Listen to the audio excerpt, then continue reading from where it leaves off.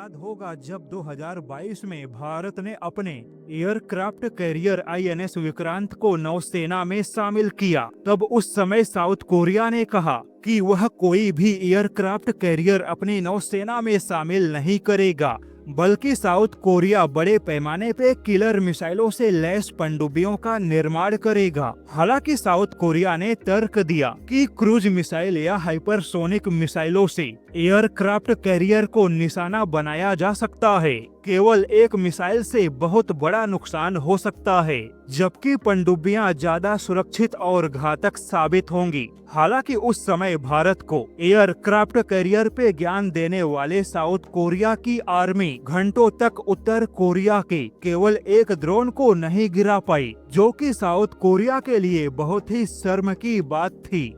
और south Korea के राष्ट्रपति जिन्होंने भारत को युद्ध का ज्ञान देने की कोशिश की, अब उसी साउथ कोरिया के आर्मी ने भारत के डीप बैटल पे जो कहा वह यकीनन काफी चौंकाने वाला है। जैसा कि साउथ कोरिया उन्नत हथियारों को बनाने में तो काफी आगे है, भारत भी साउथ कोरिया के हथियारों का ग्राहक है, किंतु हाईटेक हथियार बनाने वाली साउथ कोरिया की आर्मी युद्ध के मामले में कमजोर है। साउथ कोरिया की आर्मी के पास युद्ध का कोई अनुभव नहीं। Centre for joint warfare studies के रिपोर्ट के मुताबिक साउथ कोरिया की सेना अपने युद्ध कमजोरियों की पहचान कर रही है। रिपब्लिकन ऑफ कोरियन आर्मी के अधिकारियों का मानना है कि उन्हें भी डीप बैटल युद्ध कुशलता को मजबूत करना होगा और भारत इस मामले में एक बेहतर विकल्प है। अब यहाँ पर आपको बता दे कि भारत ने युद्ध में पाकिस्तान के साथ जो कुछ भी किया वह डीप बैटल युद्ध का हिस्सा था, यानी कि फ्रंट लाइन सेना और फ्रंट लाइन हथियार खड़े रह गए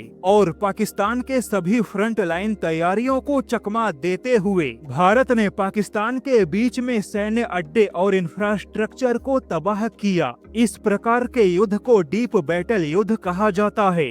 और अब साउथ कोरिया की आर्मी को भी भारत की ऐसी क्षमताओं का अंदाजा हो गया। ऐसे में रिपब्लिकन ऑफ कोरियन आर्मी का मानना है कि साउथ कोरिया को अब भारत के साथ में केवल सामान्य युद्ध अभ्यास से ऊपर उठते हुए युद्ध कुशलता को मजबूत बनाने वाले अभ्यास करने चाहिए। जैसा कि केवल हथियार बना लेना ही युद्ध जीतने का आधार नहीं होता।